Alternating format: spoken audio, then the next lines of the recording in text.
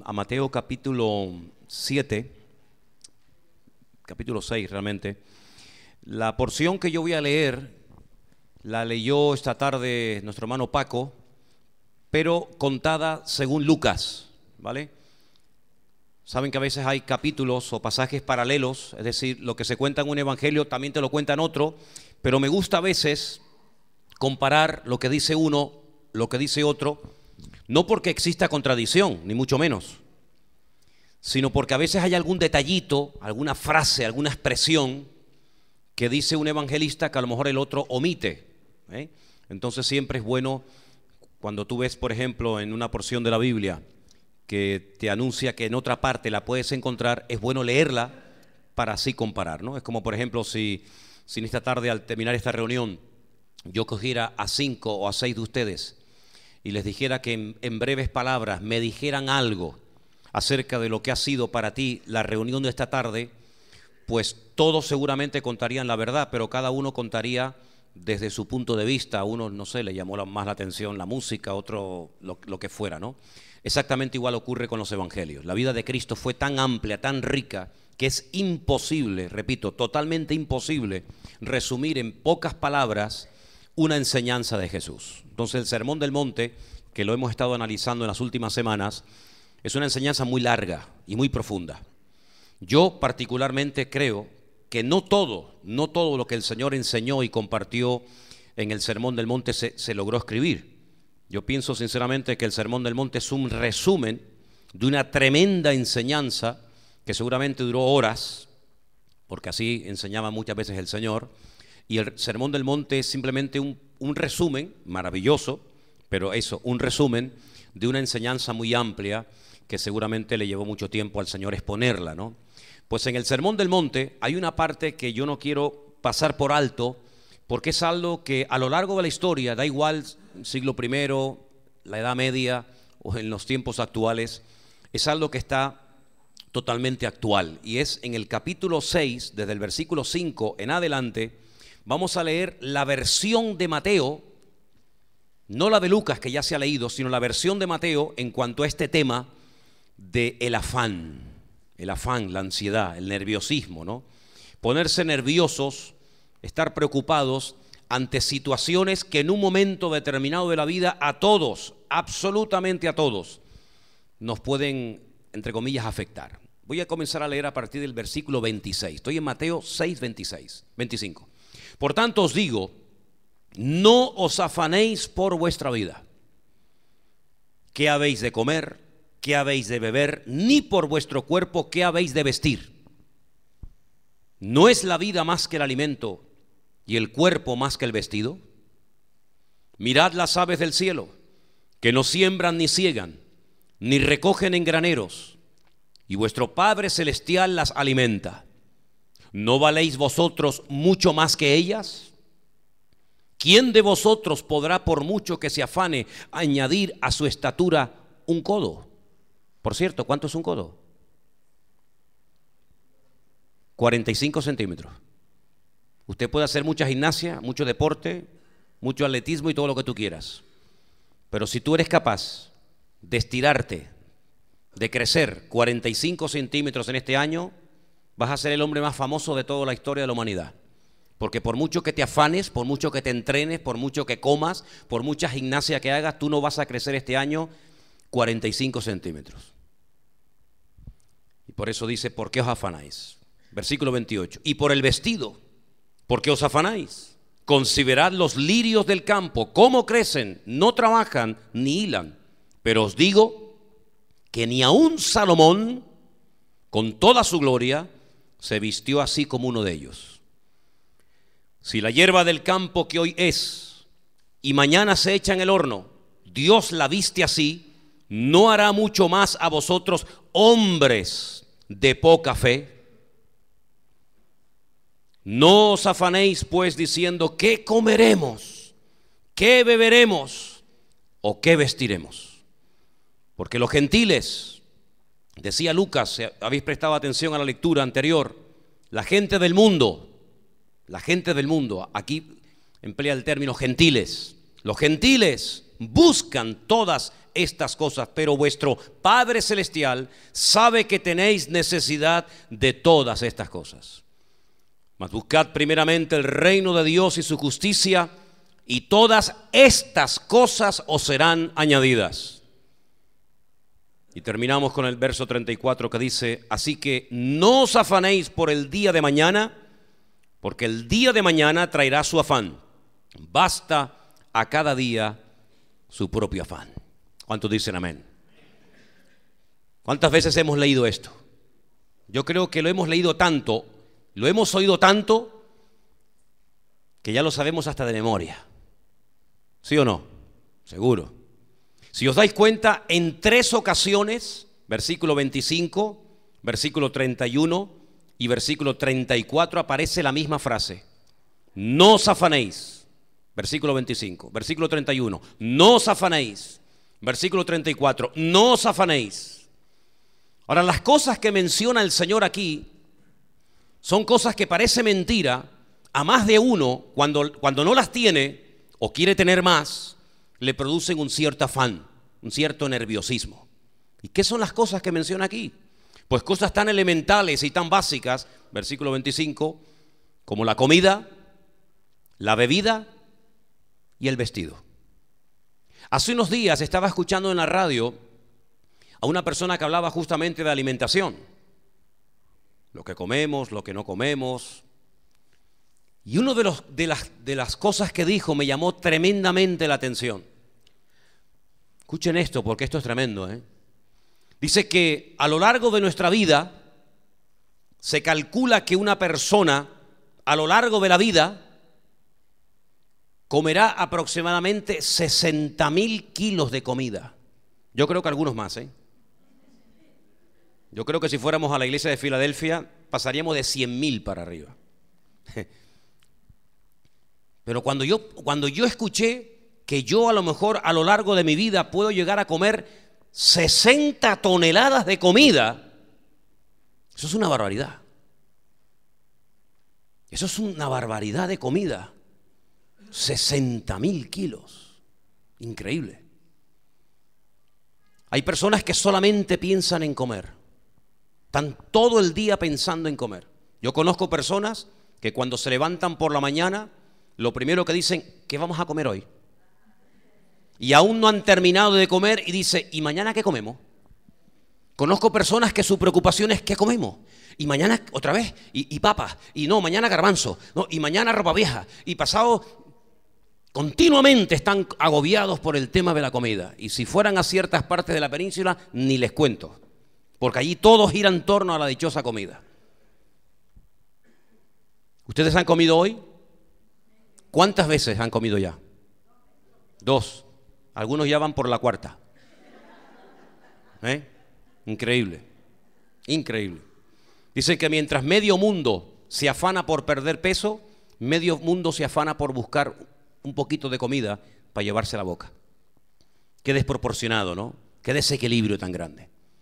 Con lo que tiramos a la basura cada día, miles de personas podrían comer, aunque fuera una vez por día. Increíble.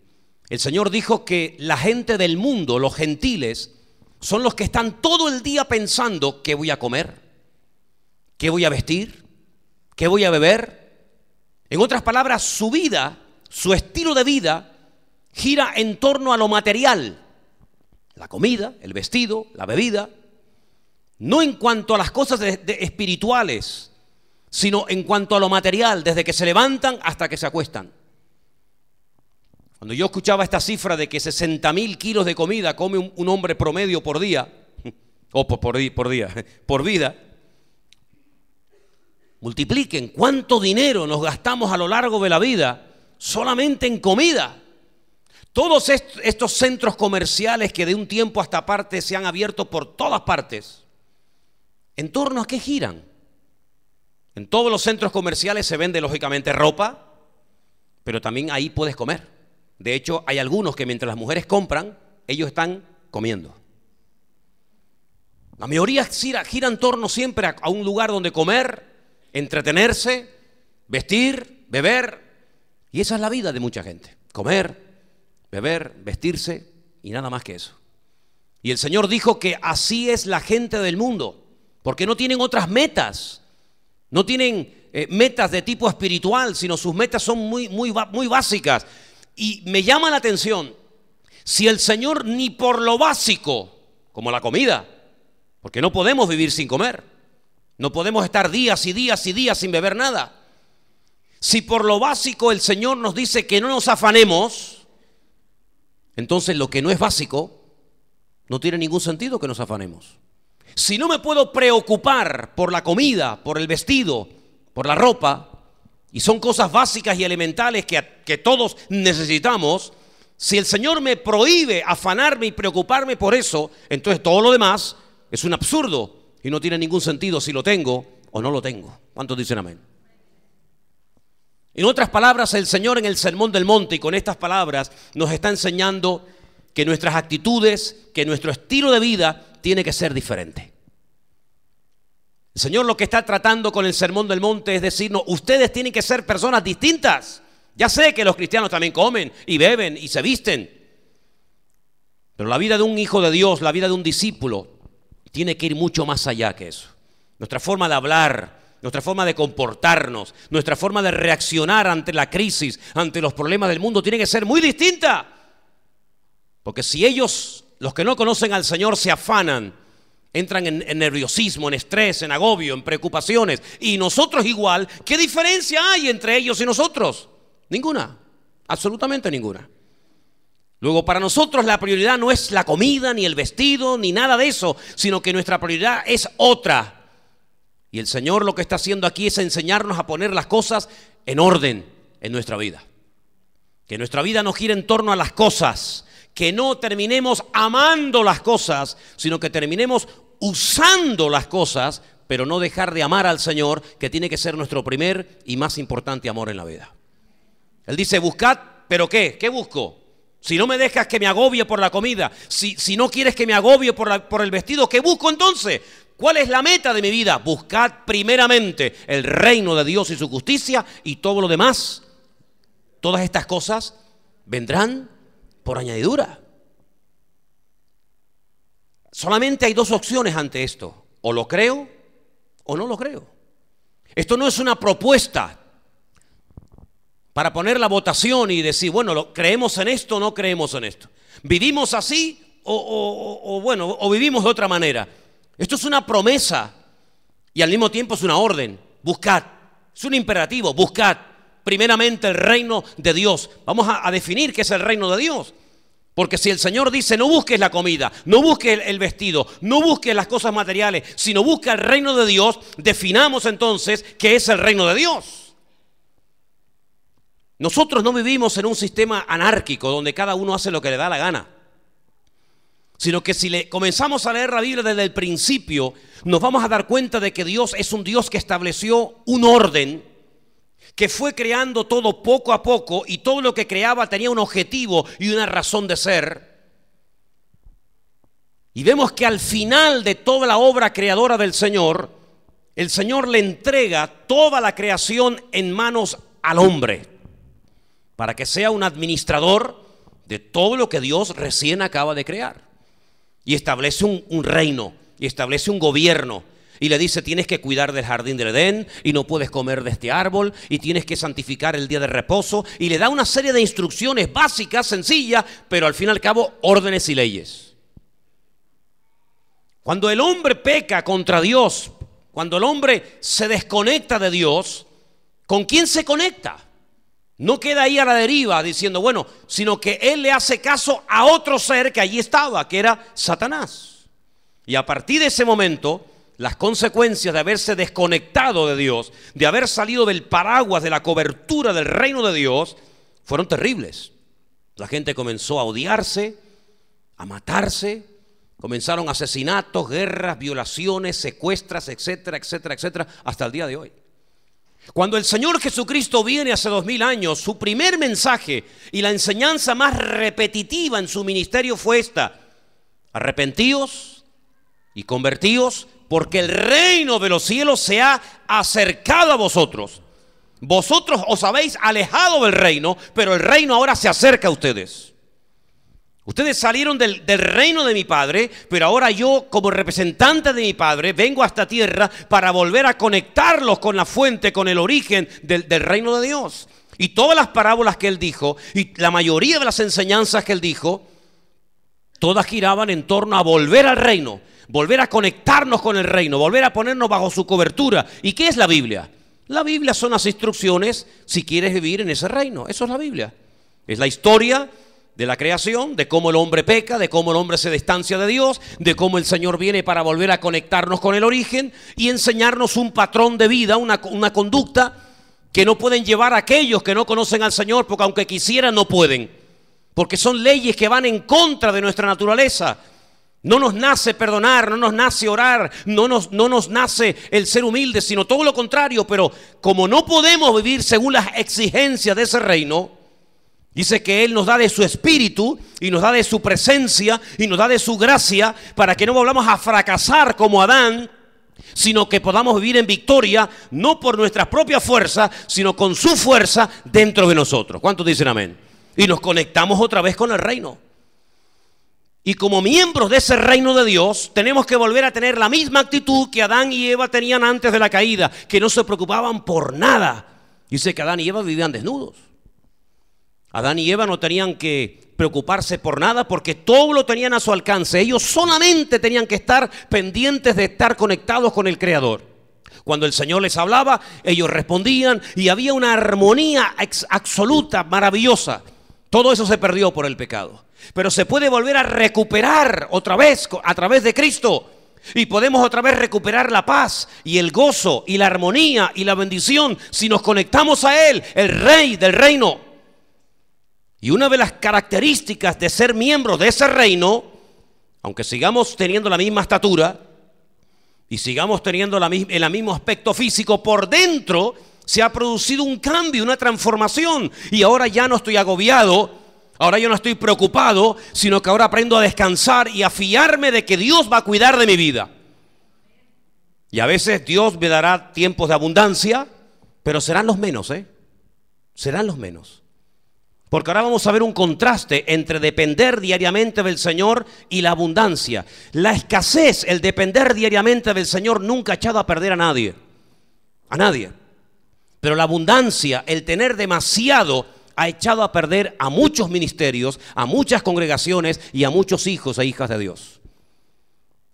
Si yo fuera presidente de un gobierno, más que reunirme con economistas, yo me reuniría con amas de casa. Yo tendría 100 o 200 o 500 amas de casa de este país. Me reuniría con ellas y les preguntaría, ¿cómo sois capaces de administrar con tan poco dinero toda una familia, de tal manera que podéis comprar la comida, pagar la luz, pagar el agua?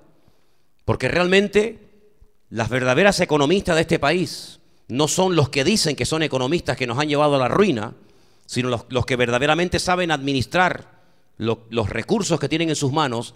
Son aquellas mujeres que con poquito dinero tienen que hacer a veces virguerías y auténticos milagros.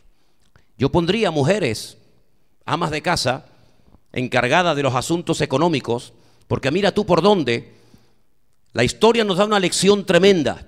Cuando vino un tiempo de abundancia tremenda a Egipto, el Señor puso a un preso, a un esclavo, que sabía utilizar los recursos sabiamente y no dejarse utilizar por los recursos y llevar el país al despilfarro y a la bancarrota. Y creo que una de las cosas que tenemos que darnos cuenta es que el Señor a veces nos permite a nosotros ser un ejemplo al mundo de cómo podemos sobrevivir y de cómo podemos tener gozo en medio de la prueba. De tal manera que nosotros tenemos una oración modelo, una oración que nos sirve como una base para construir todas nuestras peticiones y toda nuestra vida de oración, y es el famoso Padre Nuestro, donde una de las cosas que se nos enseñan como algo básico y elemental es orar por el pan nuestro de cada día.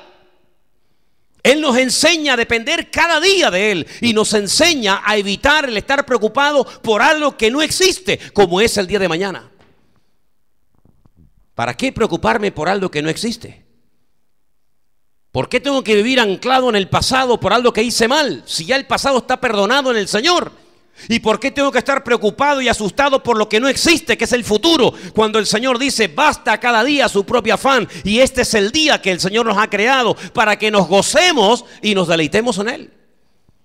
Preocuparnos no tiene ningún sentido. Ocuparnos es otra cosa, pero preocuparnos a algo que no existe es lo más absurdo y ridículo que existe del mundo. Vemos que el Señor, una de las cosas que no quiere que su pueblo tenga es problema con el orgullo, y a veces la demasiada abundancia de bienes materiales puede, no digo que siempre sea así, pero puede llegar a producir cierto orgullo y una falsa confianza en aquellos que gozan de demasiada abundancia. El que no tiene jamás tendrá el problema de ser un despilfarrador, pero el que tiene en abundancia puede ser que cometa hasta auténticas locuras con los recursos que un día Dios puso en sus manos. La falsa seguridad que produce el dinero, la falsa seguridad que produce los bienes materiales pueden llevarnos a ser terribles administradores. Y algo terrible, y es que en vez de los recursos ponerlos al servicio de la obra de Dios, se terminan convirtiendo en nuestros amos y terminamos perdiendo el control. Y dice la Biblia que hay gente que llega incluso a amar y adorar al dinero.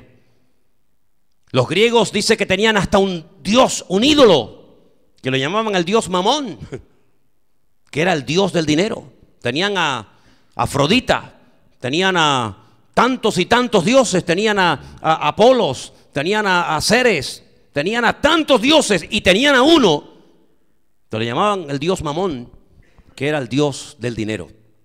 Y la Biblia dice que la raíz de todos los males llega a ser el amor al dinero. Por eso el Señor nos enseña en su palabra que no tenemos que tener ese estilo de vida como algo normal en nuestras vidas. Los jóvenes no deberían ser jóvenes cristianos materialistas. Nosotros no deberíamos ser creyentes en el Señor, pero con un arraigo terrible a las cosas de este mundo, sino que nos demos cuenta de que son pasajeras. Y dice primera de Juan capítulo 2, y quiero que vengan conmigo a ese texto. Lo leí esta mañana, me parece excelente y creo muy oportuno que lo leamos. Primera de Juan capítulo 2, verso 15, versículos tremendos que deberían de ser un lema en nuestra vida. No améis al mundo. No améis al mundo. Ahora parece una aparente contradicción, porque Juan 3:16 dice, porque de tal manera amó Dios al mundo.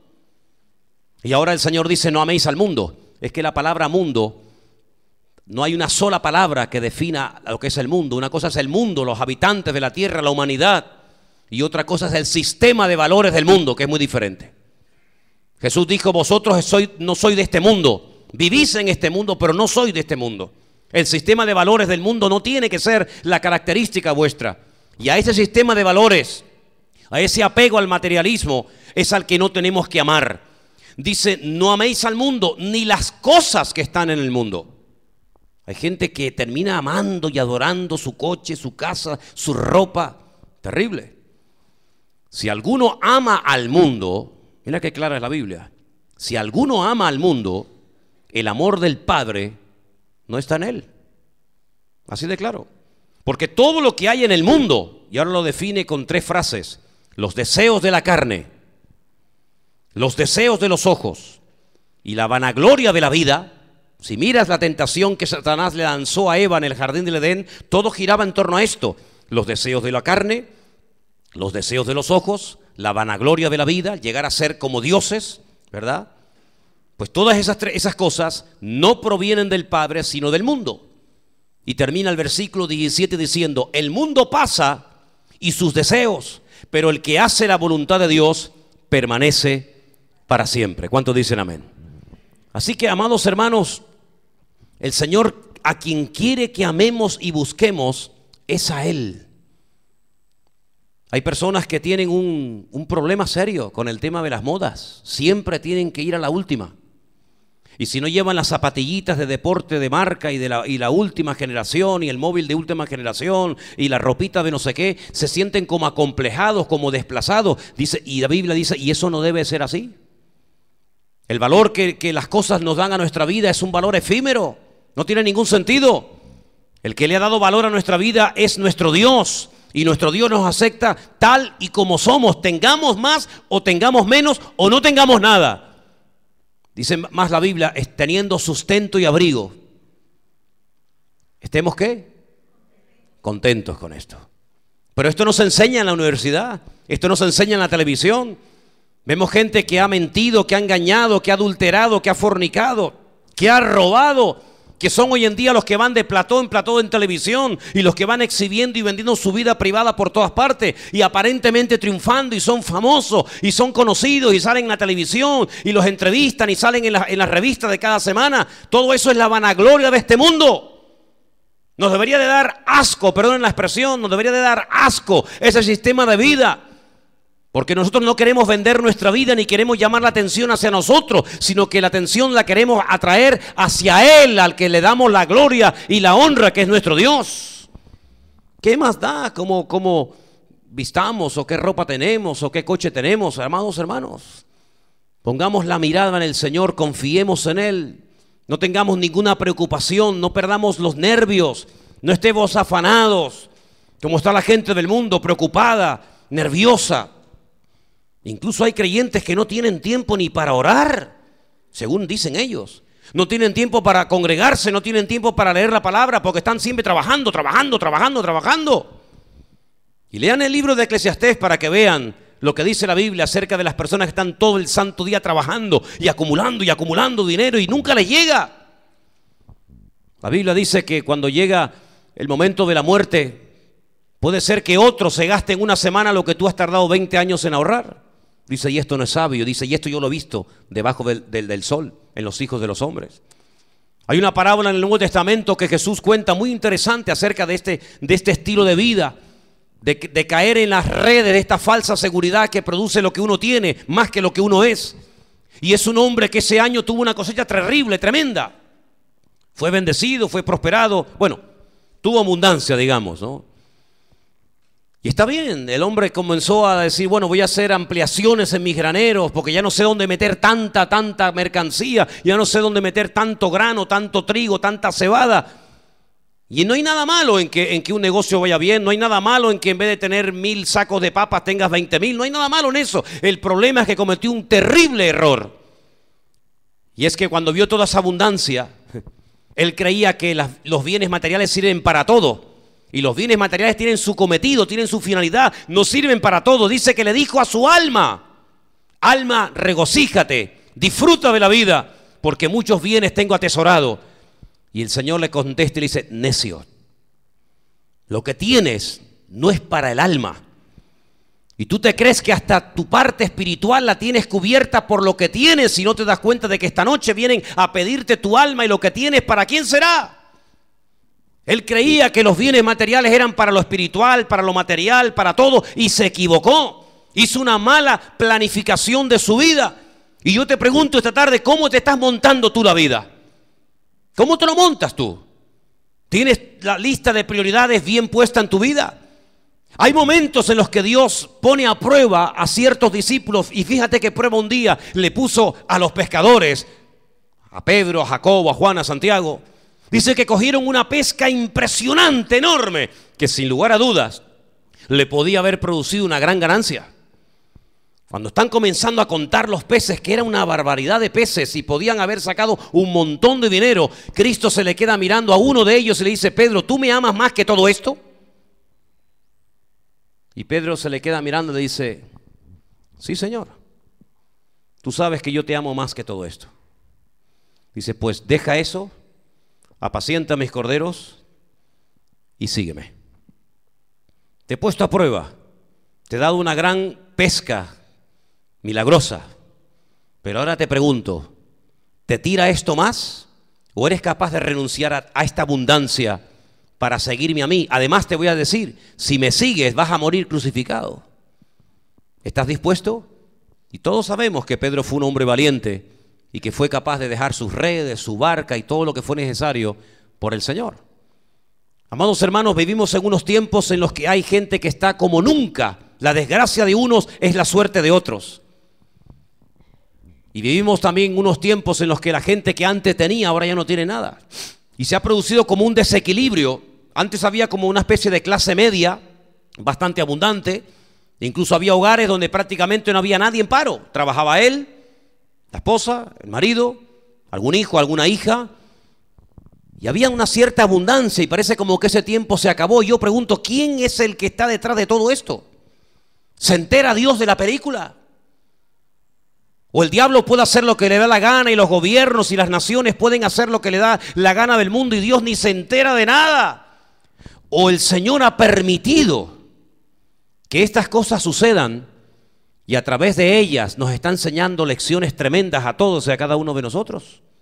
Yo creo sinceramente que el que está bajo el control es el Señor. Y hay un momento en la historia en el que el Señor nos da un ejemplo tremendo que duró 40 años. Saca a su pueblo de la esclavitud, se lo lleva al desierto y los mantiene milagrosamente 40 años en el desierto. Ellos no trabajaron en 40 años, ¿o sí? ¿Vos? ¿Sembraron? Tampoco. ¿De qué vivió aquella multitud de personas durante 40 años en el desierto? Milagrosamente, por el poder de Dios. Yo creo que a nosotros nos falta más una fe más práctica, más que teórica.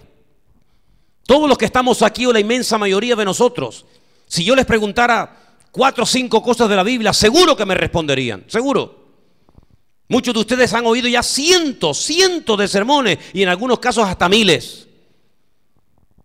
Pero luego parece que cuando llega, no sé, una cierta etapa de escasez o de abundancia, como que ahí nos perdemos y nos olvidamos de que nosotros estamos en este mundo, pero en este mundo el Señor permitirá distintas situaciones para que a través de cada una de esas situaciones nunca perdamos nuestra confianza y nuestra mirada puesta en el Señor. ¿Cuántos dicen amén?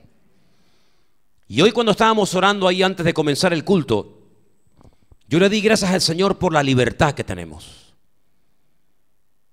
Porque la semana pasada y cada día estamos oyendo noticias de hermanos nuestros que están siendo muertos, decapitados, mutilados y bueno, cualquier barbaridad que no nos podamos ni imaginar. Y hoy en día todavía nosotros tenemos un privilegio tremendo y es el de poder decir, Señor, te podemos alabar, te podemos glorificar.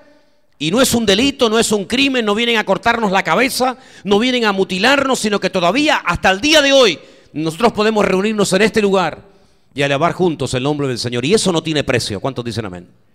Y la salud que tenemos, y las 2 piernas que tenemos, y la vista, y las manos, y los ojos, y tener a tu lado a tu hijo, a tu hija, a tu marido, a tu esposa, esos son bendiciones del Señor. Pero no nos confundamos, hermanos. No siempre lo que uno tiene es producto de una bendición de Dios.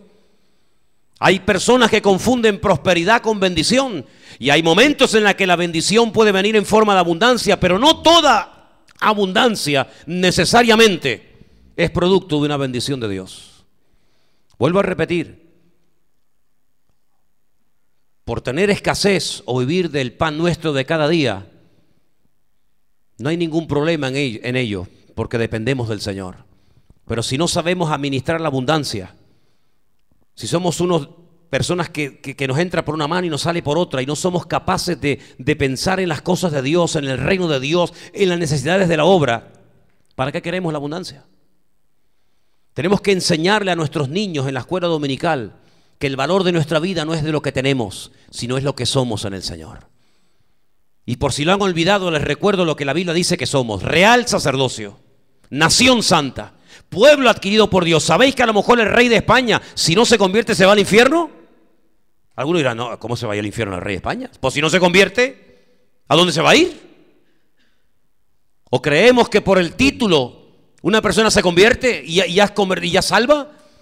Puede ser que una persona que en esta vida haya gozado de todos los caprichos habidos y por haber en la otra vida, no esté en la presencia del Señor. Y puede ser que un hermano, una hermana nuestra, cualquiera de nosotros, que no hemos tenido ni la 10ª parte de lo que esa gente ha tenido, puede ser que estemos en la eternidad, en la presencia del Señor. ¿Por qué? Porque si la sangre de Cristo nos ha limpiado, ese es el tesoro más grande que tenemos en esta vida. Y eso no se puede comprar ni pagar con dinero, sino por la misericordia y por el amor que Dios ha tenido con nosotros. ¿Cuántos dicen amén? Amados hermanos, yo quiero que en esta noche comencemos a darle gracias a Dios cada día por lo que tenemos, por lo que tienes ahora mismo Y también que comencemos a darle gracias a Dios por lo que crees que te falta. Pero dice la Biblia que el Señor es nuestro pastor y nada nos faltará. Bendito sea Dios. Y creo que mucha de la bendición que Dios tiene preparada para nosotros en este año 2015 depende de la actitud y de la forma como administremos lo que ya Dios nos ha dado hace ya mucho tiempo. Dice la Biblia que el que es fiel en lo poco, Dios le dará mayores cosas. Pero el que no es fiel en lo poco, ¿para qué le va a dar más? Por lo tanto, hagamos del Señor la prioridad de nuestra vida. No estemos preocupados, hermanos. No esté nervioso. Que nada ni nadie le robe la paz. Esté tranquilo. Ore al Señor cada día cuando se levanta. Ore al Señor cuando se acueste. Señor, algunos oran para que algún día puedan casarse. Gloria a Dios. Dios ya tiene la mujer preparada para ti. Y Dios tiene preparado al hombre para ti. No te agobies, no te preocupes. Dios tiene el alimento, la ropa, todo lo necesario para que en este año podamos vivir en paz. Y para que esa actitud de paz y de confianza en el Señor se la podamos transmitir a nuestros hijos. Y que nuestros hijos el día de mañana cuando crezcan sepan que papá y mamá nunca gritaron, ni se pelearon, ni se insultaron, ni lloraron, ni se tiraron de los pelos cuando no había abundancia. Sino que le daban gracias a Dios y eran exactamente igual de felices que cuando había abundancia. Y eso no se lo van a enseñar en ningún instituto, en ninguna universidad, en ninguna escuela, sino ese va a ser el botón de muestra que van a ver en nosotros, nuestros hijos, si verdaderamente se lo enseñamos. Eso es predicar sin palabras. Eso es realmente manifestar en nuestra vida, en nuestro diario vivir, el Señor está con nosotros, no nos preocupemos. Un par de zapatos, oramos a Dios, Dios nos va a suplir un par de zapatos. Oye, que hace falta pagar la luz, vamos a orar, Dios nos va a proveer para pagar la luz. Y hermano, uno dice, ¿y hasta cuándo vamos a vivir así? ¿Hasta cuándo vamos a tener que orar por cada cosa? Hasta que el Señor quiera. Pero si el Señor ha organizado nuestra vida y nuestra existencia de esta manera, tal y como estamos hoy en día, no te quejes. Dale gracias al Señor. Señor, gracias porque tú has planificado mi vida y yo sé que tú no eres injusto conmigo y tú eres bueno y para siempre es tu misericordia. ¿Cuántos dicen amén? Y si no tienes trabajo ahora mismo, ¿estarías dispuesto a decir gracias, Señor? Eso significa de que tienes más tiempo para orar, tienes más tiempo para venir a la iglesia, tienes más tiempo para estudiar la palabra. Si tienes trabajo, gloria a Dios, dale gloria al Señor a través de tu trabajo. En otras palabras, que la queja nunca se apodere de nuestro estilo de vida, porque lo que el Señor nos está enseñando con esta porción, comparándonos o más bien diciéndonos, miren los pájaros, hermanos. Nos compara y nos dice, miren a las aves del cielo. ¿Habéis visto alguna vez algún pájaro, alguna gaviota, algún gorrión, algún mirlo con pico, con pala, sembrando? Nunca. Dice, pero si mi Padre los alimenta, ¿cuánto más a vosotros? Dice, hombres de poca fe. Es decir, cuando le damos lugar al agobio, cuando nos preocupamos por la comida, por el vestido, Él nos considera a nosotros y nos llama hombres de poca fe. ¿Cómo está nuestra fe, hermanos? Pregúntele al que está a su lado. ¿Cómo está tu fe? ¿Cómo está la fe? Ay, amigo. ¿Cuánta fe podemos tener a nuestro alcance? ¿Cuánta fe está a nuestra disposición? ¿Saben cuánta? Toda. Toda la que necesitemos. Dios nos da las cosas con medida, las da en abundancia. Pero somos nosotros los que usamos o no usamos lo que Dios nos ha dado. La fe es para usarla, hermano. A veces cuando entrevistan a algún famoso, ves en la parte de atrás donde lo están entrevistando la cabeza de un rinoceronte, de una cebra o de una gacela, como un trofeo de un animal que estaba vivo pero que ahora está muerto. Y le da la gloria al cazador, al que ha matado a ese pobre animal, ¿no? Hermanos, la fe no es un trofeo que colgamos en la pared diciendo, qué fe tenía yo, ¿eh? Yo tenía una fe tremenda, pero hoy en día hablo con queja, con la... No, la fe es algo que hay que usar cada día. Y cuanto más la use, más crece la fe y más viva tiene la fe. Y quiero solamente decir algo. En este pasaje que hemos leído, el Señor dice que cuando nos afanamos por la comida, por el vestido, por la bebida, Él nos considera hombres de poca fe. Sin embargo, en el mismo Evangelio según San Mateo, dice la Biblia que un día vino un hombre ante el Señor para rogarle por una persona que no era él, sino por otra persona. Y cuando el Señor hizo el ademán, el deseo de ir a sanarlo, le dijo, no hace falta. No hace falta que vengas. Porque yo soy un hombre que entiendo el concepto de autoridad. Hay gente que no entiende el concepto de autoridad, no sabe moverse en conceptos de autoridad. Ni están bajo autoridad, ni saben usar autoridad. No saben. Es una asignatura pendiente en muchos creyentes, parece mentira. Sin embargo, este hombre dice, yo soy un centurión romano, yo le digo a un soldado, ven para acá, y él no cuestiona mi orden, esté o no esté de acuerdo, lo sienta o no lo sienta, él viene. ¿Por qué? Porque ha recibido una orden. Y la orden no son sugerencias ni propuestas, son órdenes. Y cuando yo le digo a uno, toma, coge esto y llévalo para allá, él lo hace, no lo cuestiona. Sabemos nosotros los militares lo que es movernos bajo autoridad, tanto el que la recibe como el que la da. Y yo sé que tú eres un hombre de autoridad. Pero él reconocía que la autoridad del maestro, él no la tenía. Era una autoridad que abarcaba el mundo espiritual. Y le dice a Jesús, solamente necesito que des la orden.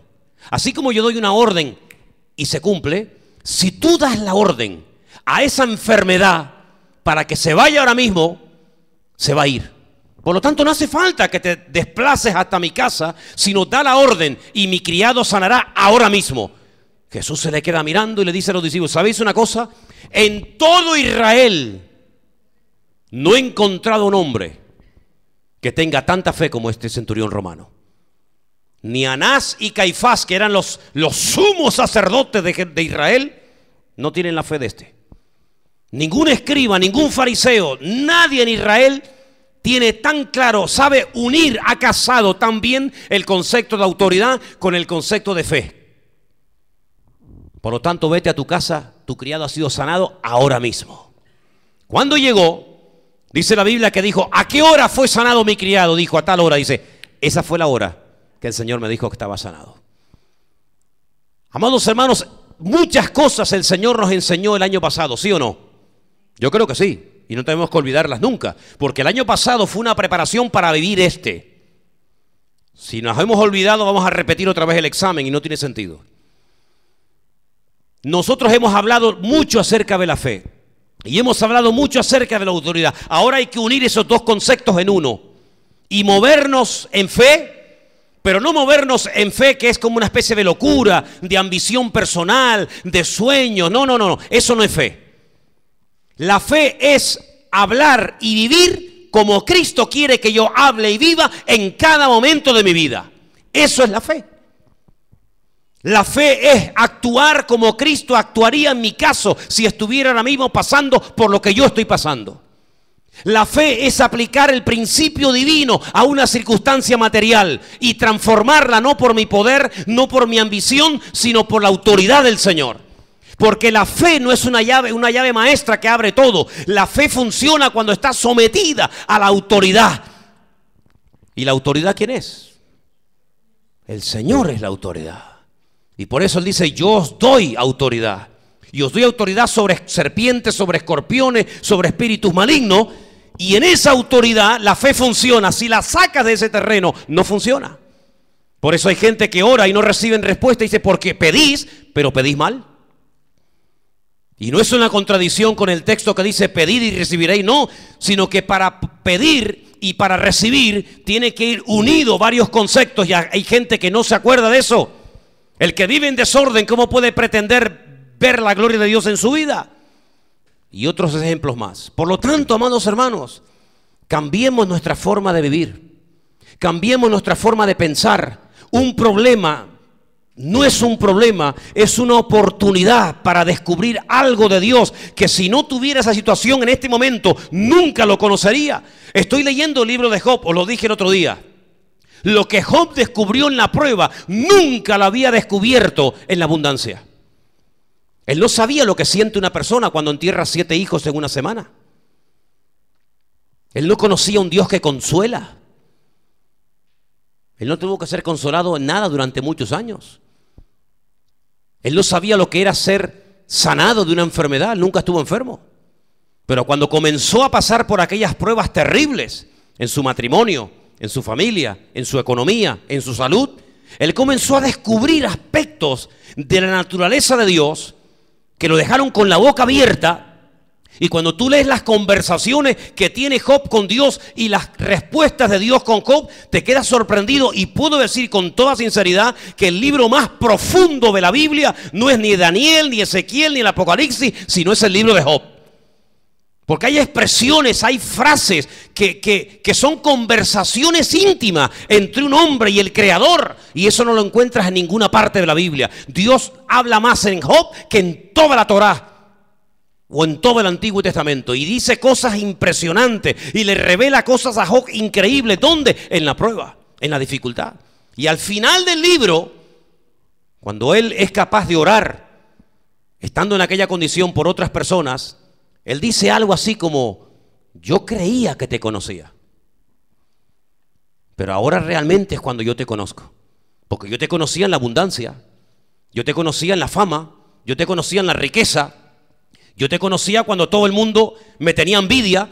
Pero cuando ahora yo estoy mirando la película desde otro punto de vista, ahora es cuando yo conozco que tú sanas, que tú restauras, que tú consuelas, que tú levantas, que tú fortaleces, que tú eres todo para mi vida. Ahora es cuando mis ojos te comienzan a ver, porque yo creía que te conocía, pero ahora es cuando realmente yo te estoy conociendo. Entonces el objetivo del Señor es que el tiempo que nos tenga Él aquí en este mundo, que le vayamos conociendo, y en la medida en que vayamos aprobando los exámenes y las pruebas que Él va trayendo a nuestra vida, ahí vendrá la recompensa cuando estemos en su presencia. Porque no nos olvidemos que en esta vida estamos de paso. Y lo que aprobemos aquí, recibiremos la recompensa allá. Hay algunos que dicen que quieren la recompensa aquí, y algunos la han tenido. Pero yo prefiero tener la recompensa allí en la presencia del Señor, que querer tener la recompensa en esta tierra y perder el galardón en el reino de los cielos. No te afanes, dile al que está a tu lado, hermano, no te afanes, no te afanes, no te afanes, no estés preocupada, no estés preocupado por nada. Ya sé que es fácil decirlo, pero cuando llegue el momento recuerda estas palabras del Señor: buscad primeramente el reino de Dios y su justicia. Todo lo demás vendrá por añadidura. Y hermano, yo les puedo decir que el Señor sorprende cuando tú te entras en tu aposento y tu Padre que te ve en secreto te recompensará en público. Cierra tus ojos ahí donde estás y pon en práctica esto que te voy a decir ahora en esta semana. Métete 10 minutos cada día en una habitación, en un sitio sin que nadie te moleste. Ni el móvil, ni la televisión, ni el ordenador, ni el niño, ni nadie. 10 minutos solamente. Métete en una habitación tú solito, tú sola. Dile: Señor, tú sabes cuál es mi necesidad. Tú sabes cuál es el problema que yo creo que tengo. Y en esos 10 minutos, desahógate con Dios. Si tienes que llorar, llora. Si tienes que gritar, grita. Si tienes que tirarte al suelo, tírate al suelo. Dile todo lo que le tengas que decir a Él. Señor, esto es lo que me pasa, esto es lo que yo creo que necesito, y para acá y para allá. Y tú le hablas con toda sinceridad al Señor. En otras palabras, te desahogas ahí con Dios. Cuando ya hayas terminado, te secas las lágrimas si es que has llorado, te lavas la cara, te levantas y dices con tus manos levantadas al cielo: gracias, Señor, porque sé que tú has visto mi corazón y tú has oído mi oración. Gracias, Señor. Sales para afuera y te olvidas de cualquier problema, de cualquier dificultad. Si alguien te pregunta cómo estás, bendecido, el Señor está conmigo. Solamente 10 minutos, fíjate lo que te estoy pidiendo, nada más, ¿eh? La Escritura dice, vamos a poner esto en práctica, hermano, a ver si funciona. Ya veréis cómo funciona, ya veréis. 10 minutos, por favor, 10 minutos por reloj. Tu Padre que te ha visto y oído en lo secreto, dice las palabras de nuestro Dios, te recompensará en público. Y comienzas a vivir con una expectativa tremenda. Al día siguiente otra vez me meto en la habitación o me voy al campo, donde sea, otros 10 minutos. Padre, mira a mi hija, Señor, mira a mi marido, Señor, mírame lo que me está pasando, mira a mi mujer, mira mi trabajo, mira mi cuerpo, mira esto y todo. Señor, te levantas, gloria a Dios, gracias, Señor, con tu mano levantada, gracias, tú eres mi consuelo, tú eres mi Padre, mi amigo, tú nunca me abandonas. Tú estarás conmigo eternamente y para siempre. Tú guardarás mi salida y mi entrada. No dará tu pie al resbaladero, ni se dormirá el que te guarda. Tú velarás de mi vida. Y así llegamos al miércoles, otra vez. Señor, tu palabra dice que tú acampas alrededor de mi vida. Yo te sigo pidiendo y te suplico y te ruego. Y tú sabes, Señor, y ahí otra vez peleas con Dios. Y te levantas otra vez y sales. Te aseguro que muchas bendiciones que están ahí arriba, como frenadas, como paradas, van a comenzar a caer. A veces como pequeñas gotas, como un pequeño rocío, una pequeña neblina. Pero van a comenzar a abrirse cataratas de bendiciones sobre nuestras vidas de una forma impresionante. Pero seamos sinceros, muchas veces ni 10 minutos por día oramos delante de Dios. Entonces, ¿qué queremos? Imagínate si fuéramos capaces de estar más tiempo a solas con Dios. Madre mía, nuestra vida sería una pasada. Pero seamos sinceros, a veces ni esos 10 minutos están algunos en la presencia del Señor. Y déjame que te diga algo de mi propia cosecha. Es una opinión personal. Permíteme que te la dé. Y si puedes orar de rodillas, mejor.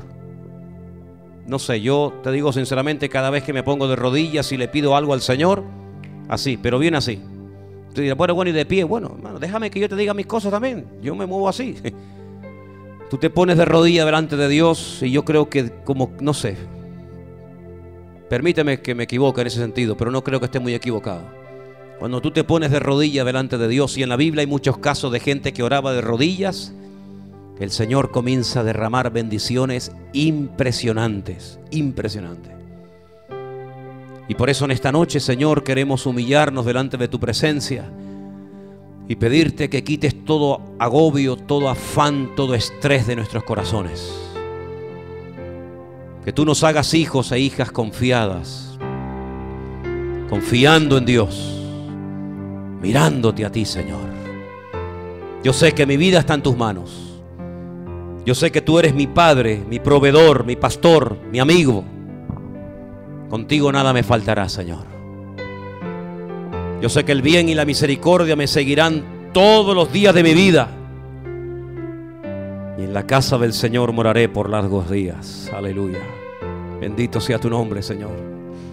Bendito sea tu nombre. Alzamos nuestra mirada a ti en esta noche, confiadamente. Alzamos nuestros ojos al eterno Dios. Y confiamos en Jehová nuestro Dios, el creador del cielo y de la tierra.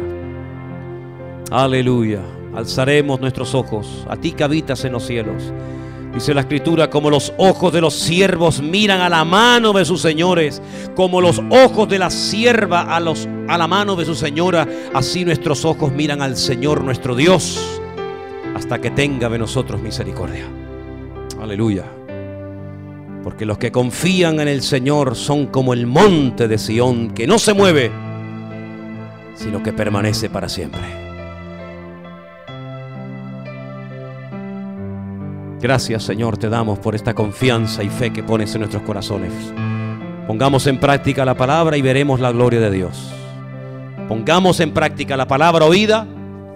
Ha sido una palabra muy sencilla, muy clara, sin grandes rodeos, sin grandes florituras, pero para que la pongamos en práctica esta semana y veremos la gloria del Señor, porque lo pedimos en el nombre que es sobre todo nombre, el nombre poderoso de nuestro Señor Jesucristo, al cual damos la gloria y la honra ahora y por siempre. Y este fuerte aplauso sea para el Señor en esta noche. Amén, amén. Apláudale fuerte al Señor. Aleluya. Amén.